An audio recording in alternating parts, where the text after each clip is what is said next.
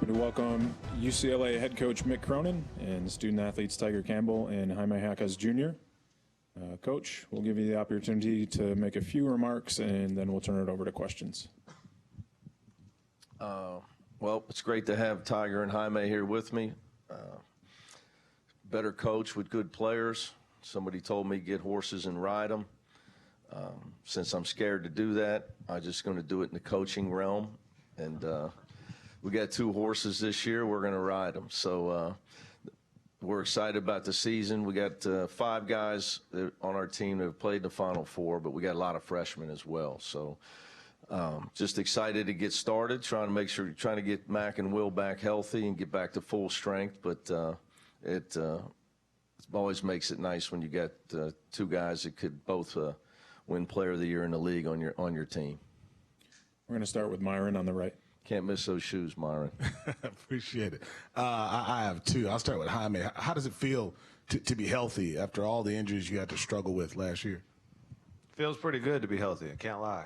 Last year, dealing with a lot of injuries, pretty banged up on both ankles, but had a lot of time this offseason to recover and get as healthy as possible, and that's what I'm doing. And Mick, earlier today, Pac-12 Commissioner said he hadn't talked to anyone who was in favor of the USC-UCLA move to the Big Ten. I think it's only fair to ask USC and UCLA if they have any response to what George said. Yeah, look, I was playing golf when that happened, so that was way above my pay grade. So, you know, for me, I'm getting older now. It's my 20th year as a head coach. I'd rather talk about these guys than all that stuff. You know, those, ADs, presidents, commissioners make those moves so they can talk about it. You know, so I'd rather talk about these guys, Myron, and all, in all due respect. You know, I think that everybody today should be talking about our players and all these kids that are working so hard. It's a year-round sport now, as you know. These guys live in the social media world where they're being critiqued at all times as amateurs, and it's not always pretty. I think every media day should be about the players. So I got 2 great ones here with me and a bunch of other ones at home. Happy birthday, Dave Singleton. Happy birthday, Dave. Birthday, Dave. Ben? Jaime, over here. How much of you coming back was this guy sitting right next to you and the chance to do something special together? Which guy sitting next to him? Guy in blue. Yeah, well, looking to the guy to my left right here, number 10, we had talked about in the offseason what our decision was going to be. He had opportunities, I had opportunities, but ultimately we came to the decision that we were going to come back and try to hang banner number 12 in Pauley Pavilion. And, we talked about it, and I think we both had a good understanding of what each other was trying to accomplish. Go to Shireen and then Kevin. Front right. Race, I just saw in thefrontrow.com.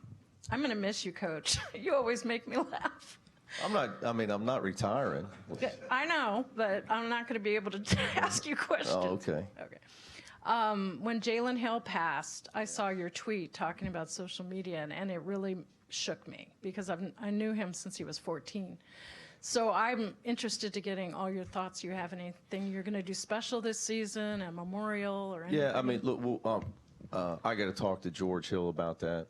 You know, George and the family's been going through, obviously, can imagine. I can't imagine. So just been trying, my thing, communication with George is just Jalen's father, just trying to be supportive to him. Tyger and I and Jaime were actually talking about Jalen on the way here yesterday on the plane. So it's just still, like, for us, it's surreal, because, it's not like we saw, it's not like he was sick.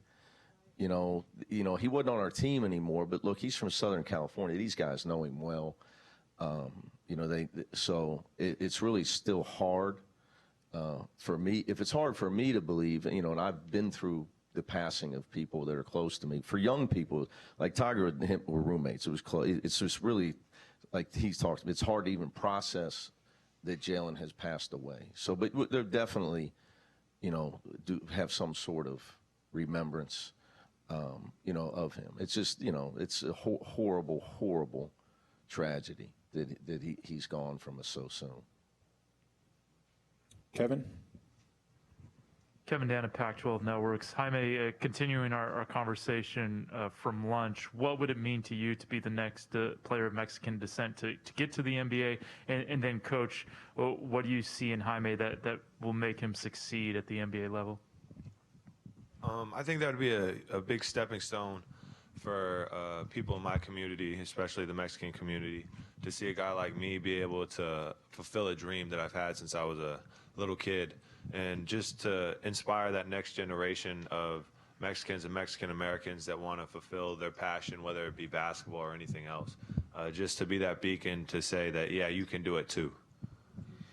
Well, Jaime's got one skill. That it's all encompassing. So it goes from guys in the 6'7" to 6'8" range that are athletic enough, can defend, play hard enough to play at the NBA level. So, I mean, he could have made it this year. He could be playing there right now. Injuries slowed him last year, and Jaime's a very unique person where he values the college experience, where, today most players are coming to college to get to the NBA. Jaime's extremely mature. It's a credit to his family that he values the college experience. That he doesn't think about the money aspect, not that he doesn't want it, but it's more about the experience for him. But he also, look, in college, Jaime's showing you every year he just scores more and more points. He was an elite scorer in high school. He's going to score a ton of points this year, as both these guys are. But he's got the size and to play his position, which will be, multiple positions, and that's what the league's all about now. It's guys 6'7" to 6'9" that can do multiple things. Hopefully somebody that I think, when the day comes next June, he's going to get drafted by a team that's trying to win right away, because he's not an 18-year-old kid that needs development like a young Peyton Watson. He's going to be somebody who can go help a team win right away, because he's made UCLA win for 3 years, and he's going to have the experience to do that. We're going to go to Casey on the left. Hey guys, back here. Casey Jacobson with Pac-12 Network and Fox. Good to be with you guys. I have a question for the players. First for Tyger. I feel like the point guard position is the most important in basketball. Tyger, I'd like to hear from you how you define what a great point guard is, what a great point guard does. And then for Jaime, I believe that your sister is now a freshman, and I just kind of want to know what that experience is like to have your sister now on campus with you. I'd say being a point guard is all about being selfless and being an extension of the coach on the court.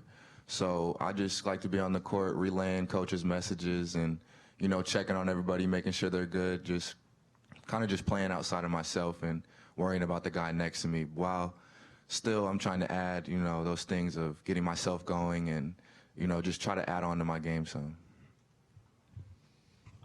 Yeah, my sister, hot topic lately. She's been enjoying her time here at UCLA so far, and I'm just very blessed and able to recognize how rare and how special it is to have a little sister playing basketball, college basketball at the same time. That doesn't really get to happen very often. So I'm just really happy that I'm able to acknowledge that and appreciate it. We can go to Don in the back right. Hi, for Jaime and Tyger.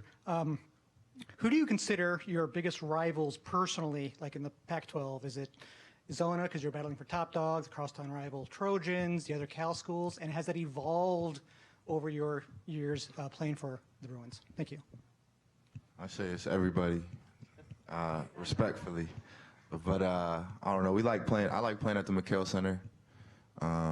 What about you, bro? Yeah, I like playing at Arizona. I think that's one of the most hostile but fun environments to play in.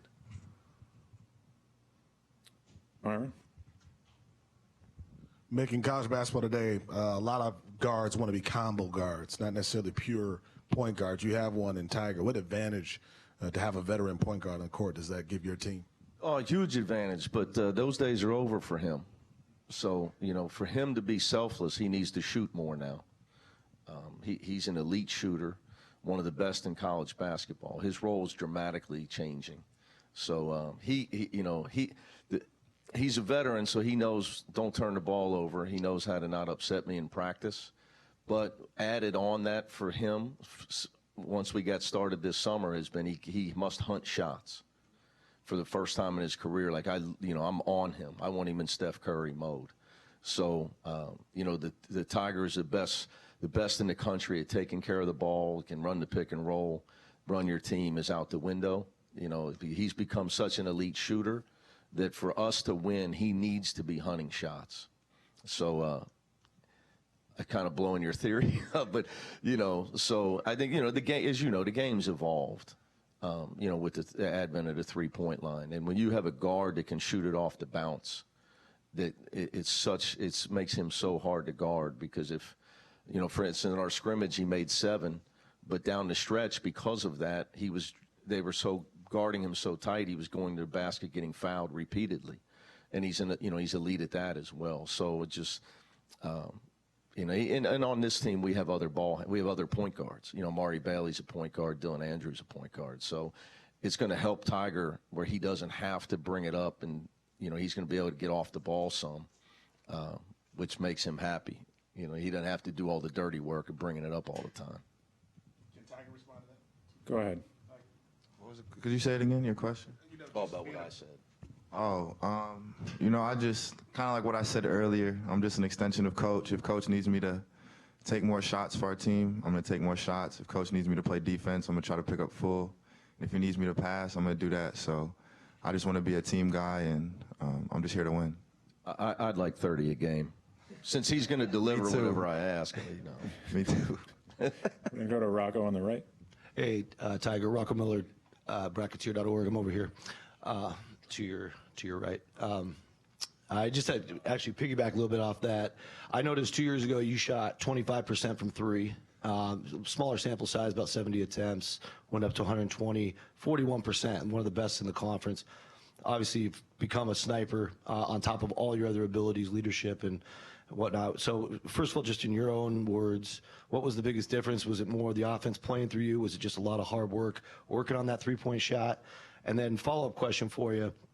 At 5'11" in today's college basketball, we have a lot of rosters 6'3" and above. I was with a team yesterday. Their shortest guy is 6'5". So is it becoming more challenging at your size, or is it actually giving you an edge?